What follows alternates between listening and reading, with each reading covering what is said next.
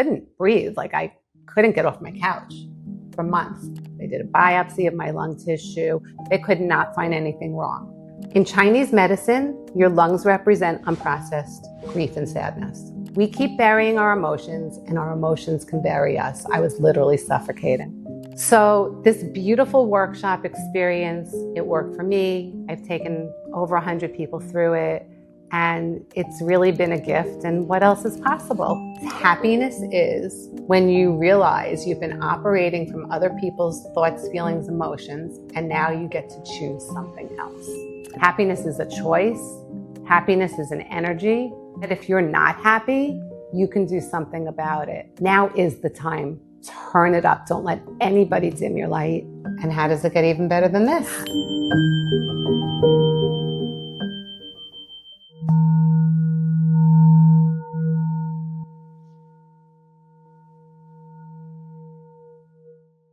So welcome back to the SageFull Living Podcast. I'm so excited to be here today with my really good friend, Donna Sirlin.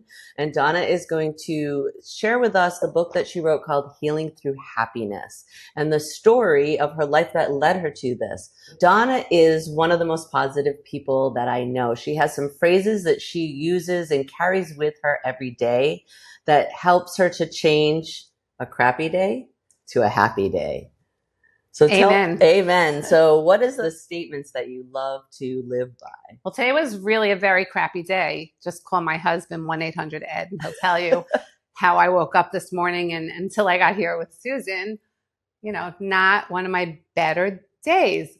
But I understand that we can shift our mindset from crappy to happy by using different consciousness tools, and one of them is a question. So how does it get any better than this? I heard it from a modality called Access Consciousness. It's one of their main tools, being in the question, because when you're in a question, it keeps you open to possibilities. When you are in the answer, then it's like finite. Okay, I got the answer. It's over. But even in the answer, you can still say, I got it. Yes. How does it get even better? And it creates endless possibilities. Opens up possibilities that might not have been seen. Ask and you shall receive. I love It's that. a biblical proportion. Wow. And this has not always been your life or your way. So let's get into what has led you here today and what led to this beautiful book, Healing Through Happiness, and this beautiful technique of healing through happiness, because I know that you teach this as well in a workshop. Yeah. So what led me to this in my life, I was definitely born with a knowing that there was something greater, that there was something better than this. I don't think at the time in my younger years I could have expressed that exactly. And if I look back, the way that I did express it was with a curiosity. I would follow my friends to different churches and synagogues because I thought maybe there I would find something greater. Or I'd go to psychics. I heard about psychics and I started following psychics, and maybe there I could find something greater. And I did. I always did find something greater in all those places. And then one day, actually, my early 20s, I was in the city at a friend's house and a book fell off the shelf. It's a story that many, many people tell. And this particular book was Many Masters, Many Lives by Brian Weiss. And it was about reincarnation. I was like, what? So And following the breadcrumbs, and then did this and that, studied the wisdom of Kabbalah for a long time. And there I went into the theta healing modality and found my way to access bars. Were you doing these certifications because you wanted to be a practitioner, or this was really for your self-development? It was always with curiosity. I think I still don't know exactly what I want to be when I grow up, but I knew how to follow energy. And so when something would come up that would spark my joy or my curiosity, I would go into it and I would come out with a certification. And it wasn't really until I started the access bars modality that I started to practice it and facilitate it. But while I was doing all of that and more, COVID happened. And I was like everybody else in my house, and a friend said, my art teacher is doing an online art class. And I said, well, that sounds like fun. And I loved doing art when I was a kid, and it was something that I stopped doing. Me too. And so this art class, we met for 5 weeks and from our house, and a teacher sent us a box of treasure. Like, it was amazing to receive this box with all of the different fun, beautiful things that we were going to create with. And at the end of the 5 weeks, I created a book. The class was called Create Your Story. So it was an art project. And this book was like so cathartic. And I came to understand my medium. Everyone has a medium when they're an artist. And mine was words. So while everyone else was drawing beautiful flowers and birds and trees and, judging themselves on their technique, I was writing fuck off on the page. In a pretty way. In a very pretty way. And I loved this book, and I would travel with it. And I took a second class, actually. The first book was not what became my book. I took a second class. She gave us a second class that summer of 2020. That is the book that became Healing Through Happiness. And if you get my book, you'll read how it all came together and how I took all those different tools and put it into this book, which I then published. And the first page was a piece of art that I did in that art class called Healing Through Happiness. The title page came to me that this was who I am and what I have to bring to the world. I have this ability, just by being me, really, to shift people's mindsets from crappy to happy. You really do bring that energy to people. And I feel that when I am around you, my energy lifts up, my vibration raises, and I do come into more of a happy state. So it is very true. It is who you are and what you're carrying. So. Yeah. So, well, what if healing through happiness is our birthright and the purpose of life is to have fun, which is the first page of my book, and a question that could open you up to possibilities. So I wanted to ask that now. But what happened next was really super curious. And it's how I created the workshop, The Art of Healing Through Happiness. Just as I was about to hit publish on this book, and no coincidence, I had lunch with my mother. And during that lunch, I had asked her a question, which was very appropriate in the conversation. And she didn't like the question, and she didn't want to answer it. And I asked the question a few more times, and she got very agitated, and she started to yell at me. And a lot of unkindness came through, telling me to shut up. I have a big mouth. And then she threw me out of her house. Now we're publishing the book. This is all happening simultaneously, and that piece of information was important. And I find it's difficult for me to breathe. And my daughter, who's a doctor, said, you should get a chest x-ray. And it turns out that I was accumulating fluid around my lungs. And long story short, for about 6 months, they would drain the fluid out. It would come back. I'd go to all the doctors. I'd have all the tests. I was in the hospital for 5 days. They did a biopsy of my lung tissue. They could not find anything wrong. Drain the fluid out. It would come back, and I couldn't breathe. Like, I couldn't get off my couch for months. They gave me steroids, didn't help. Nothing was helping. I'm in the healing community. I went to all the healers. I imported a healer. She moved in with me for a week. Nothing was moving the needle. So I knew to ask a question, what else is possible? And it came to me to go onto a Facebook page in the town that I had been living in at that time and ask, are there any healers, any energy healers here that you could recommend? Because I had gone through all my resources. And there were a few that came up, and I called one, and this healer heard me from the beginning now tell my story, what happened, the fluid, and how I'm experiencing pain, but I am great at managing pain. I am an expert pain manager. This happened, but I know Reiki, and I can Reiki myself through it. And this happens, and it's painful, but I could. In the hospital, they wanted to give me morphine. I was like, why would I take morphine? I can self-soothe. And I just kept going like that, telling her the story. And she said to me, listen, I have a homework for you. I want you to journal from the very first memory you have. Sit down and think about all the times you managed pain as a kid. All the times you avoided it, denied it, swept it under the rug. And then after you do that, that was 62 years of pain at the time. take all those painful memories and I want you to draw a tree. Now she has me doing art, so I was really resonating with this, and make branches. And on each branch, for every painful memory that you didn't process, I want you to draw a beautiful flower, transmuting your pain into something beautiful. Okay, well, I couldn't breathe. So I did it. And it was a journey, as you could imagine, if you sit down, which you could do if you take my workshop, The Art of Healing Through Happiness, and get guided through all of your life, and you see the things that you forgot, that you're hiding in your subconscious, come up, these memories. And something shifted in me. First of all, the fluid stopped coming back for the first time.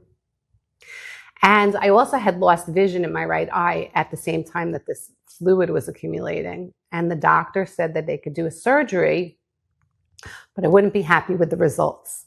So normally you would run for the hills, right? But this was the best retina surgeon in New York City. So I knew he had the magic hands. I knew I had the magic intention, and I didn't have to believe what he said. And I came out of that surgery 6 weeks later, and he was like flabbergasted. The healing that you've had is more than my patients have in 2 years post-surgery, if they ever heal this much, that you had in 6 weeks. So I really saw the shift from this exercise, and what I realized were a few things. In Chinese medicine, your lungs represent unprocessed grief and sadness. In Ayurvedic medicine, the lungs represent your mother. There was no coincidence that I had this lunch with my mother with all the unkindness, telling me I have a big mouth, which, by the way, took me right back to my childhood, where I always heard that phrase. And uncovering all these buried emotions, because we keep burying our emotions and our emotions can bury us. I was literally suffocating. So this beautiful workshop experience, it worked for me. I've taken over 100 people through it, and it's really been a gift. And what else is possible? Wow. There's so much things to dig into here. First of all, I want to touch upon the fact that you didn't give up. Okay. And you went away from the Western world and went to the healers, and it still was not finding you the solution. So you kept going. What kept you going in that? Because I feel like that is a point where people are going to lose hope when they get away from the Western, they're going to the healers, and that still wasn't working. It must be in my DNA, because I really believe in possibilities. And I know it's not over. It's just not over until you decide it is. Yeah. I was in the what else is possible mode. Yeah. And I sat. And when you ask what else is possible and you give yourself a moment, you'll have an idea, like me posting on a Facebook page, looking for another healer. Right. And those answers eventually come. But you had to go through all that to get to that. And then to find something, I don't want to say as simple, because it's not simple. You had to really do the inner child work and go through your childhood. And audience, this is what I really want you to hear, because this is where I think people were lazy. We want the magic pill. We want the quick answer. We want the healer to heal us. But that is not reality. And the healing is not going to come until you are ready, A, to do the work, and B, to actually do the work. So you had to face yourself and see all those things from your childhood to create that shift. And the gift of all of the studying that I'd done, because theta healing, which you know is about uncovering our subconscious limiting beliefs that are keeping us stuck. When I went through that journaling process, and I do a little bit of it in the workshop, and I saw when I was 5 years old and my mom was asked by a neighbor for change of $1 for the washing machine. And my mom said she didn't have any change. And I was 5 and I was standing by her leg at the door, and I knew she had a big jar of change in her bedroom. She must have forgotten. So I was trying to get my mom's attention. She was swatting me away. So eventually I went in the bedroom and I got the big jar of change and I brought it to the door. And of course my mother was humiliated and I got in so much trouble. And what happened to that 5-year-old was she realized it wasn't safe to speak her truth. And so I lived a lie to keep myself safe. And as simple as that seems, it's so profoundly affected every part of my life. and something you did not know until at 62, that you had this medical condition, that you could not get better, and you kept searching and searching for the answers, brought you back to that moment in childhood. Yes. So many people are afraid to face these things, but what freedom that has given you, hasn't it? So tell us, so you had the surgery, this awareness came out. How was your healing? How fast was your healing? When did you see? It was exponentially fast. Right away. It was exponentially fast. And, you know, what you just said about freedom reminds me of the greatest definition of happiness that I've ever heard is happiness is when you realize you've been operating from other people's thoughts, feelings, emotions, and now you get to choose something else. It's beautiful. You want to repeat that? Yeah. Happiness is when you realize that you've been operating from other people's thoughts, feelings, and emotions that you've received and had implanted in you from the time you were a little girl and maybe before that or boy. And now you have a choice to choose something different. Amazing. Yeah, that's pure freedom. And I don't think people realize that they are operating from patterns and beliefs that were taught to them and aren't necessarily what they have thought for themselves. And there's a really simple way for you right now to choose different and to know that you're operating from those patterns. It's so easy. If something feels heavy, it is always a lie that you bought from someone else. Light, whatever's light for you, is always the truth. So that's one of the tools that I write about in the book, light and heavy. You come to a moment, a crossroads, a situation, and you're ready to choose and you're not sure. Just check in with yourself. Is this light or is this heavy? Even you're ordering something on the menu in the restaurant. You might surprise yourself how much you're operating from other people's thoughts, feelings, and emotions. I mean, I think about that even more in this moment with a menu. I mean, are you really choosing the food that you want? Or are you hearing all those voices about what's good for you, bad for you? So light and heavy. Light and heavy. I'm going to put that into act. And I really feel our audience should take that in. Try it out. Let us know what you think and how that worked for you. That's beautiful. Any other little tools you want to share? Oh my goodness. Sure. So many little tools. How does it get better than this? Oh, we talked about one earlier. Interesting point of view. So what is that? What does that mean? No two people see anything the same way. There's no right or wrong. If you want to be right, what do they say? Would you rather be right or be happy? So there is no right or wrong. There's what's right for you. And we're so busy fighting for our rightness and wrongness that we forget to be in the present moment and create something different.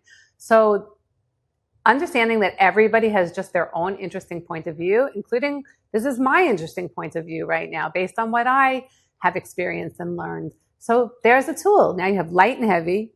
You have how does it get any better than this? And you have interesting point of view. And all three of those are really spoken to a lot in this access consciousness modality, which I really enjoyed experiencing. Do you want to go in a little bit more and tell us a little bit more about access consciousness?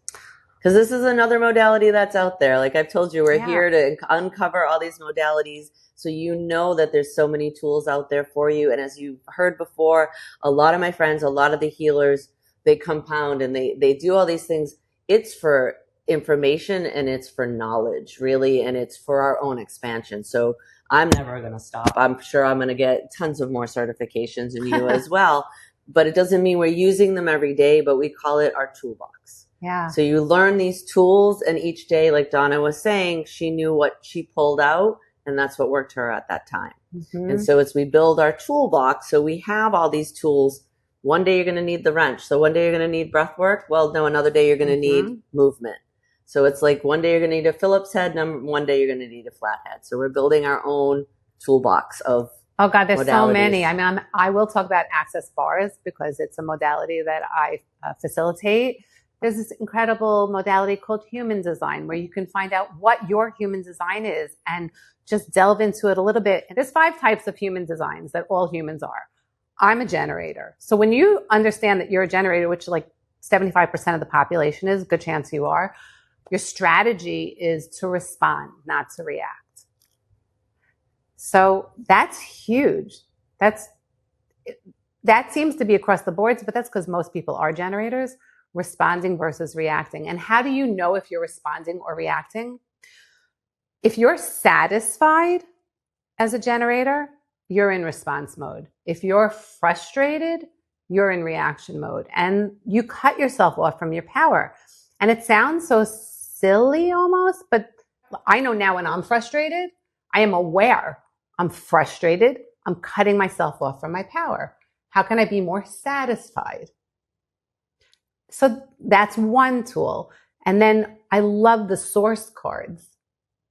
Alexander Dunlop wrote a book called The Source Cards, How to Play Your Cards Right and Win the Game of Life. You can find out based on your birthday, and it's in the book, what cards you were born to play. Think about this. There's 52 cards in the deck, 52 weeks in the year. There's 4 suits. There's 4 seasons.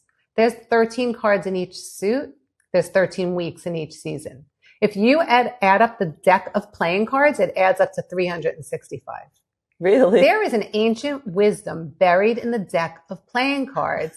And in ancient times, the books had no binding. It is an ancient wisdom. You can have the book on your coffee table, How to Play Your Cards Right, because there is no right or wrong. But that's one of the things I learned in my cards, is that my shadow card is the Queen of Diamonds. And the queen can be the ruler, right? Or she can be off with their heads. And off with their heads is not a beloved queen. That is so fascinating. And what Donna's talking about, this is playing cards. This is a deck of cards. This is not tarot cards. I think I was exposed to this a couple of years ago, and I was fascinated by that. But you do need the book. You do need, the guide to know what the cards mean. But it's just another tool that someone figured out, channeled, downloaded, or was given to give to the world. This stuff, more information for yourself, right? More information, human design, gene keys. It's stuff to learn more about who you are. Yeah. We're not meant to suffer. We are not meant to suffering. Suffering is a choice. And most people are suffering. And especially you tune into the SageFull podcast, SageFull Living Podcast. You can't suffer anymore. There's so much stuff to tap into. Biohacking, no more suffering. No more suffering. So let's get into access consciousness and access bars. So share with our audience about this modality. It's definitely another fascinating one. Yeah, access bars is a light touch modality working with 32 points on the head. And each point corresponds with a place in your body and an area in your life where you are maybe holding stuck beliefs that are keeping you stuck in your life. And by the practitioner touching those points, it energetically dissipates the stuckness. And it's a gifting and receiving modality, which is really beautiful, because when you give a session, you get a session. Because any beliefs or limited beliefs that you're sharing with the person who you're working with, it dissipates both.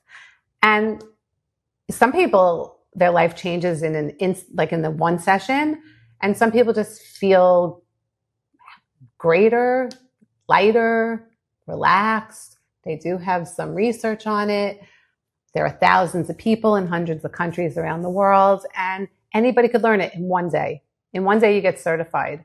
In one day, you take the class, you gift and receive 2 sessions. You learn some of those tools that we were talking about and some more. And it's just a beautiful, energetic exchange you could have with your friends.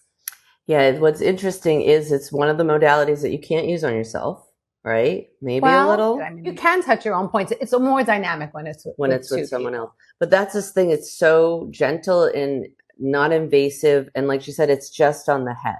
So they're just using fingertips to touch these points for 30 seconds, a minute, 2 minutes, however long you feel you need it. And you do come away in a different state and in a different energy. When I have done this on people, I've heard I had a pain in my neck forever. And while you were doing this, I felt it move down my arm and go away. Mm-hmm. Or my mind was running so fast, and now I feel like I can see clearly.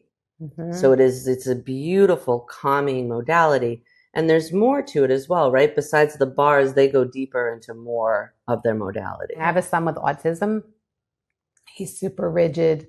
He's like not buying anything that's woo-woo. I did coerce him to take a class. I bribed him, and he took an Access Bars class. And it's the only thing, every time I'm with him, I'll ask him, can I run your bars? And he'll always say yes. He says no to everything else. No. Rigid, neurodivergent, rigid. But Access Bars, he's always like, okay. He'll always lay down for a bar session. So something's going on there. Something's going on. That's beautiful. Does he give them to anyone? Me, only. You if only. I ask. If you ask. Yeah. Okay. Not yet. Yeah. But that's beautiful. What else do you want to share with the world? What do we want to bring to this audience? Well, if you think you can be happy, you can be happy. Mindset. Let's open the book a little bit. I love this book being in my house. And if you are on YouTube, you can see Donna's book and how beautiful it is. I'm going to even get a little bit closer so you can see a little bit more of how fun it is. And when we do family constellations at my house, many times this book gets picked up and opened, and it plays into the field and what's happening. And so it's so beautiful. Before we read the page, I just wanted to say something about happiness and the world that we're living in now, because obviously if you watch the news, which I don't, but it doesn't matter, it comes to you anyway, we're not in a happy world right now. And somebody came up to me and said, now's not the time. Now's not the time for you to deliver your message. And I thought about it. I went home and I thought about it. I didn't react. I responded.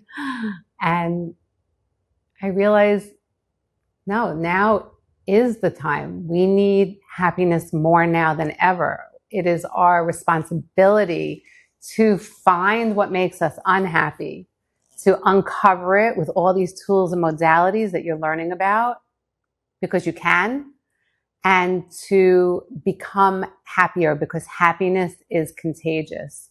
Happiness is protection. I heard a story. I saw this story. You can see it too. That happened on October 7th at the Nova Music Festival. A girl named Maya Alper. She was working the festival. We all know what happened there. She fled. She hid. She'll tell this story in more detail. She saw a bush in the middle of the desert. Sounds biblical. She jumped into it. She's sure she wasn't 100% covered. She had her cell phone, and she heard all the things going on very close to her. She was sure that she would be seen. And she was in that bush for 6 hours.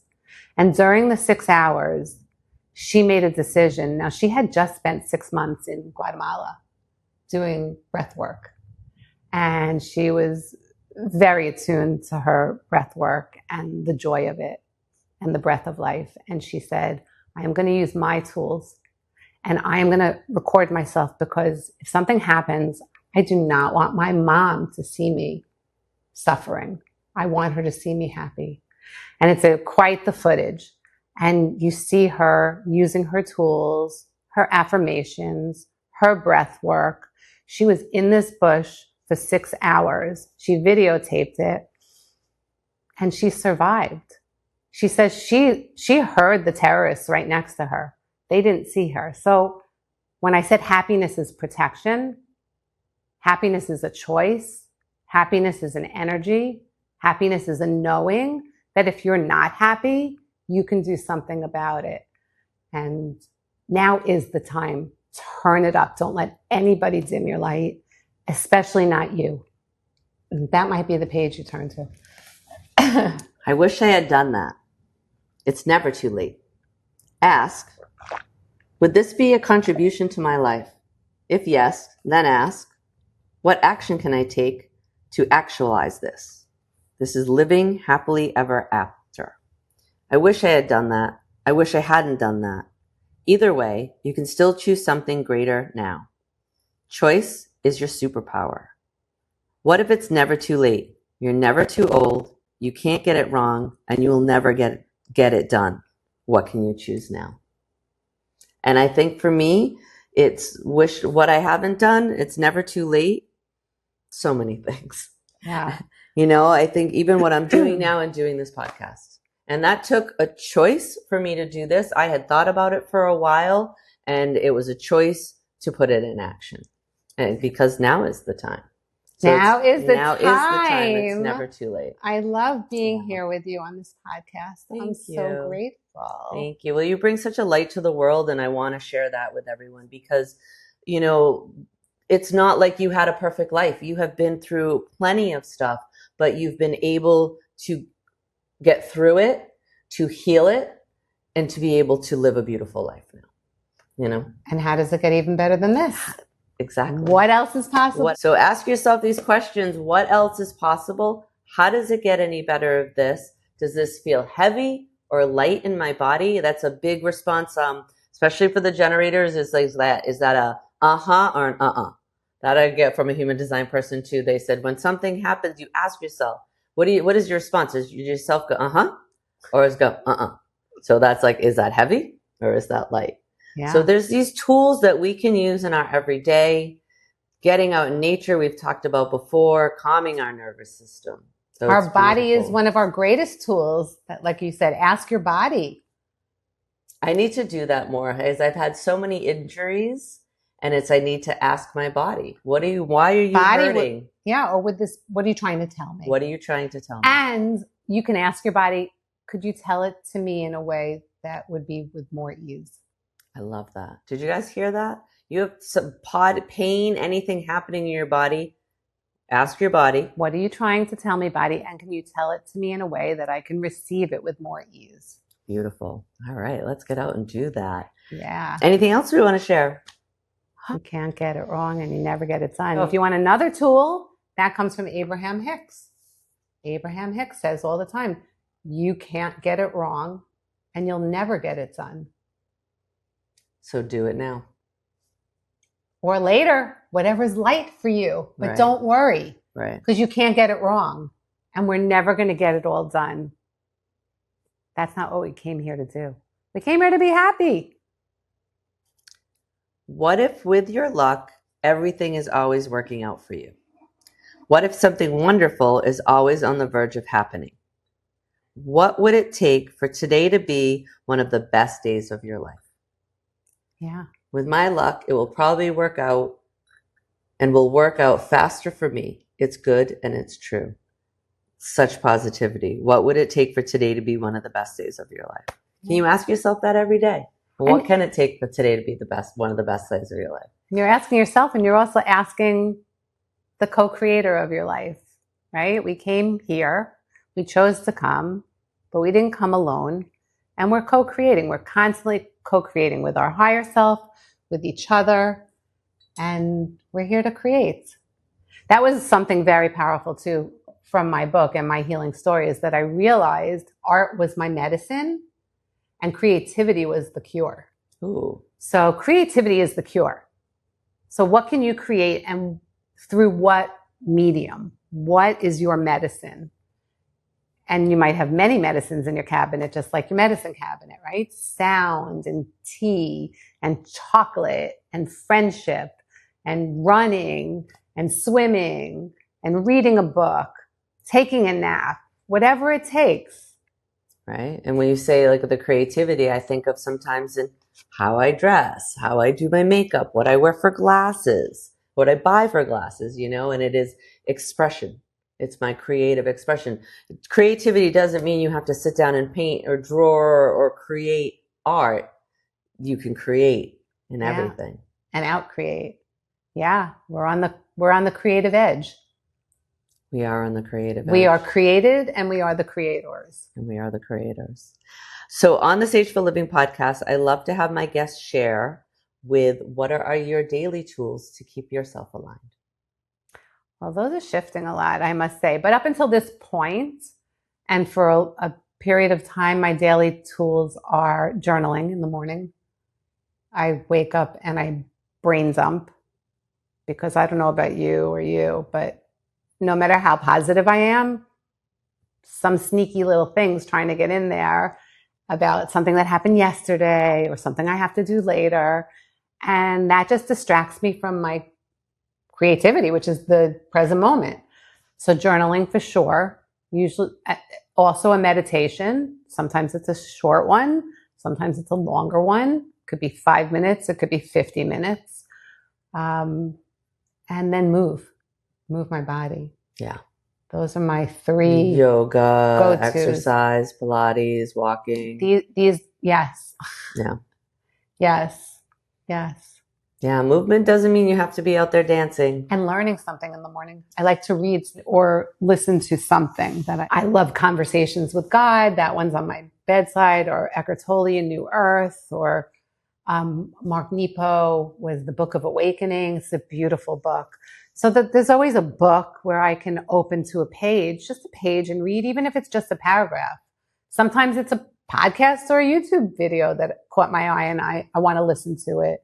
So journaling, meditating, moving, and learning something. Those are my morning rituals. Yeah, they say 10 minutes a day of reading, at least 10 minutes a day. That's what you need to for the brain to keep working and for you to absorb something new. Beautiful, Donna. It's keeping you young. So we will put everything in the show notes. If you want to work with Donna, if you'd like to buy her book, we will put a link as well. Healing Through Happiness by Donna Jane Sirlin. Book 2 coming out later next year. I just have to say this. Sorry. Keeping me young, all those things, and my plastic surgeon, Dr. David Rosenberg. Okay. I'm sharing all my tools. How does it get better than that? So there you go, audience. Okay, all the healers I'm bringing on. Don't think we're all woo-woo and we don't wear deodorant and things like that. We still get Botox. We still wear deodorant. It may be natural, but we still do believe in how we look and how we feel. I still color my hair. That's not going to stop. You too.